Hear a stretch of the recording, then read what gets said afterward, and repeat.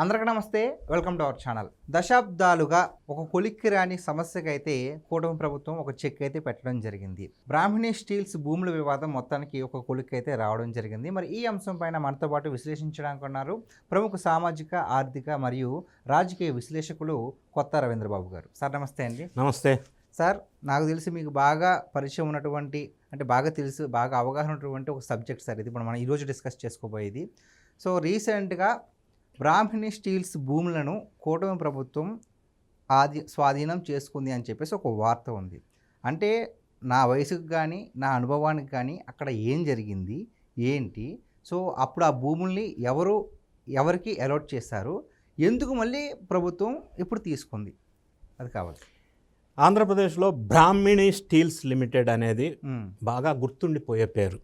ఎందుకంటే ఈ ప్రస్తావన వచ్చినప్పుడే భారతదేశంలో క్విడ్ కో ప్రో అనే ఒక పదం వెలుగులోకి వచ్చింది. అప్పటికి ముందు తెలియదు. ఈ పదం వెలుగులోకి రావడానికి ఈ బ్రాహ్మణి స్టీల్కి లింక్ ఉంది, ప్రధానమైన అంశం.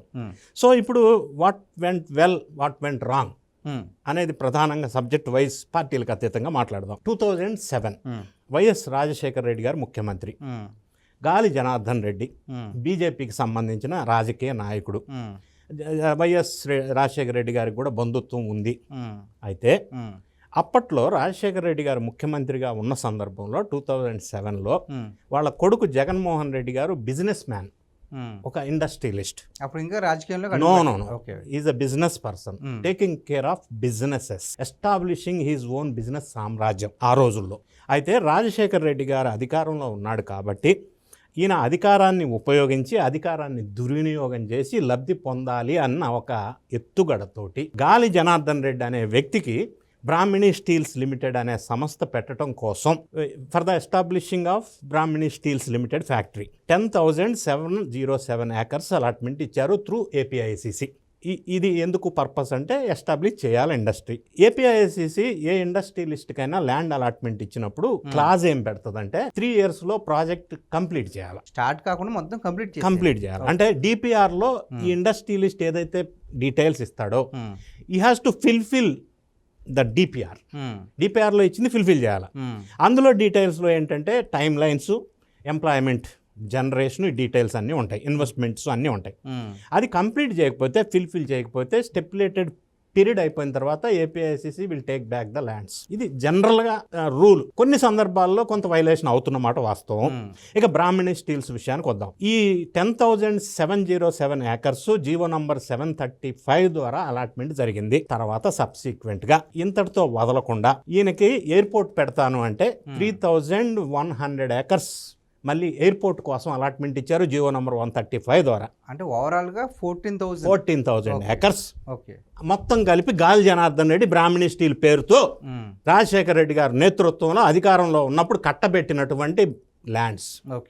అయితే అన్ఫార్చునేట్లీ ఓబులాపురం మైన్స్, ఇది అంటే స్టీల్ ఫ్యాక్టరీకి ఐరన్ ఓర్ కావాలి, అంటే ముడి సరుకు, రా మెటీరియల్. సో దానికోసం ఓబులాపురం మైన్స్లో ఒక 150 hectares మైన్స్ ఆయనకి ఇచ్చారు.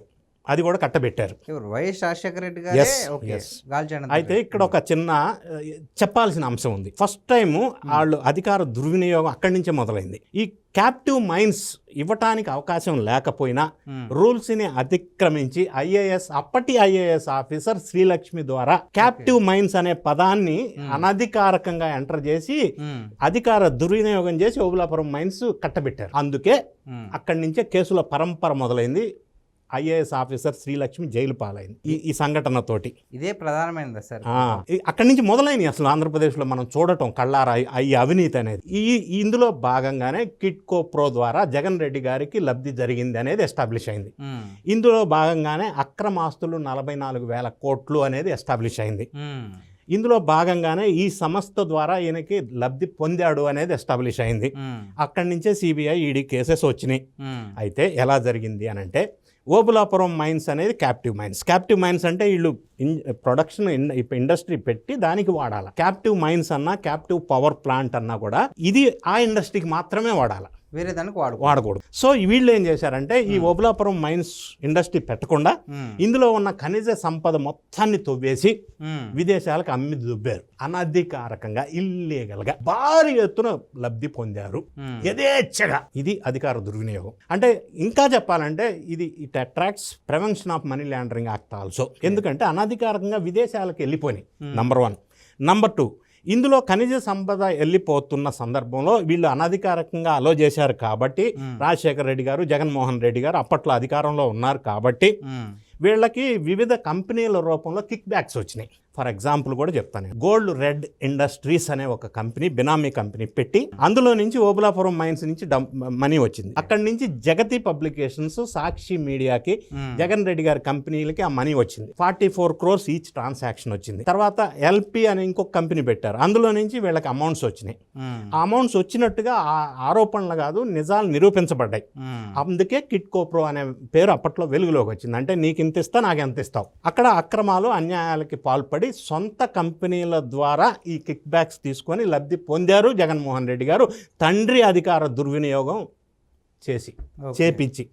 అయితే ఈ నేపథ్యంలో వీళ్ళు కాలక్రమంలో కిరణ్ కుమార్ రెడ్డి గారు ఆంధ్రప్రదేశ్, సమైక్య ఆంధ్రప్రదేశ్ ముఖ్యమంత్రిగా ఉన్నప్పుడు 2013లో ఇది పర్పస్ యూటిలైజ్ అవ్వట్లేదు, 14,000 acres అని వాపస్ తీసుకోవాలని నోటీస్ ఇచ్చారు as a part of procedure Kiran Kumar Reddy in 2013. అప్పుడు గాలి జనార్దన్ రెడ్డి అండ్ టీం ఎవరైతే అలాట్మెంట్ జరిగిందో వాళ్ళు హైకోర్టుకి వెళ్ళారు.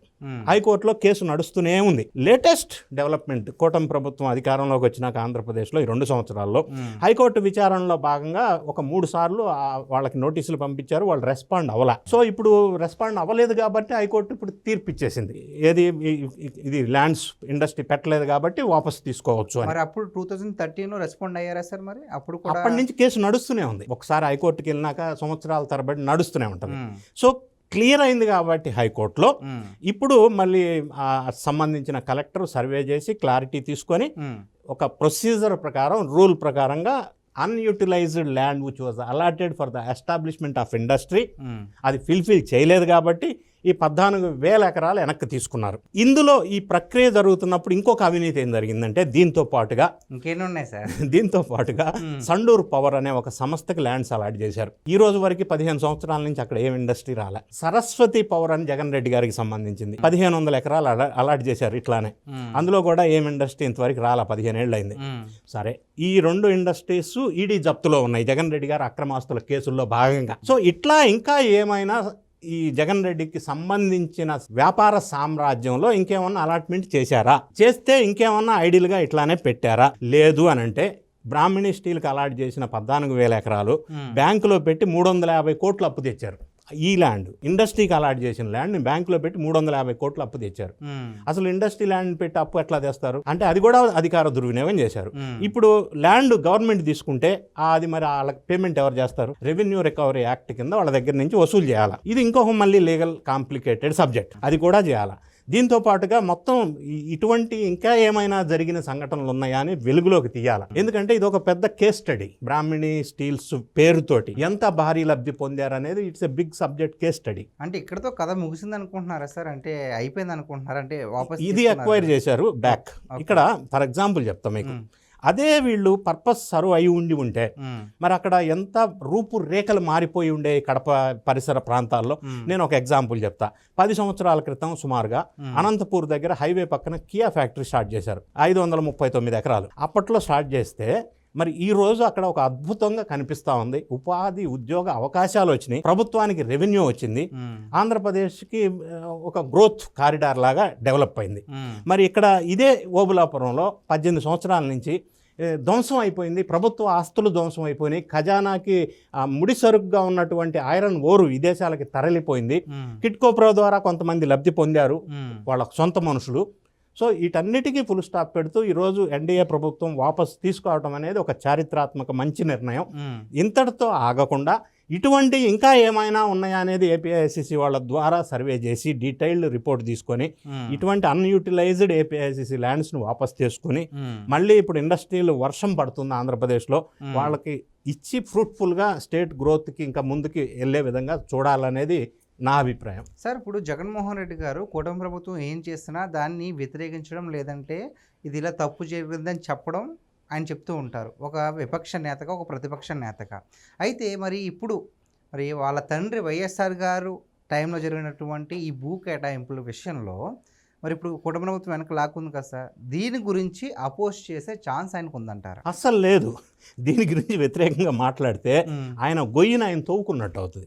ఎందుకంటే ఓబులాపురం మైన్స్ కావచ్చు, బ్రాహ్మణి స్టీల్స్ కావచ్చు, ఈ క్విడ్కో ప్రో వ్యవహారంలో భారీ అవకతవకలు అనేది it is a proven facts. దాన్ని ఆయన కదిలించి విమర్శిస్తే అది ఆయన గొయ్యి ఆయన తవ్వుకున్నట్టు అవుతుంది. కాబట్టి దాన్ని గెలుపుకునే అవకాశం లేదు. నంబర్ 1. ఇంకా వీలైతే ఇటువంటి ఆయన కామెంట్స్ చేస్తే మరి మిగతా వాళ్ళకి అలాట్ చేసిన, వాళ్ళ సామ్రాజ్యంలో అలాట్ చేసిన మిగతా ల్యాండ్స్ కూడా వాపస్ తీసుకోవాల్సిన అవసరం ఉంది. సార్ మరి ఇప్పుడు స్వాధీనం చేసుకున్నారు కాబట్టి మరి ఆ భూమిని ఏ విధంగా ఉపయోగించుకుంటే బాగుంటుంది అనుకుంటున్నారు? అంటే it again back to APICC industrial land bank. ఏపీఐసిసికి Andhra Pradesh industrial infrastructure development కార్పొరేషన్కి ఆంధ్రప్రదేశ్లో డిఫరెంట్ లొకేషన్స్లో ల్యాండ్ బ్యాంక్ ఉంటుంది. ఇండస్ట్రియల్ పార్క్స్ ఉంటాయి, ఇండస్ట్రియల్ జోన్స్ ఉంటాయి, SEZs ఉంటాయి.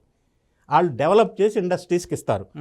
ఇప్పుడు వెనక్కి తీసుకున్న ఈ 14,000 ఎకరాలు మళ్ళీ వేరే ఇండస్ట్రీస్కి అలాట్మెంట్ ఇస్తారు. ఓకే, అప్పుడు ఇండస్ట్రీస్ రియల్గా ల్యాండ్ అయితే రాష్ట్ర అభివృద్ధి జరుగుతుంది, ఇట్లా దోచుకోవటం కంటే. ఓకే, సో చూసారు కదండి, మొత్తానికి ఎప్పటి నుంచో ఒక కొలిక్కి రాని ఒక సమస్యకు కూటమి ప్రభుత్వం అయితే మొత్తానికి ఒక చెక్ పెట్టింది. సో ఇది కనుక ఇంకా సక్రమంగా చేపించి ఇంకా ఏమేమి ఇలాంటి అన్యాయాలు ఉన్నాయో వాటన్నిటిని కూడా అవకతవకలు లేకుండా చేస్తే కనుక ఆంధ్రప్రదేశ్ మరింతగా అభివృద్ధి చెందుతుంది అని చెప్పేసి రవీంద్రబాబు గారు చెప్తున్నారు. మరి ఈ వీడియో పైన, ఈ అంశం పైన మీ విలువైన అభిప్రాయాన్ని కామెంట్ రూపంలో తెలియజేయండి. Sir thank you so much. Thank you.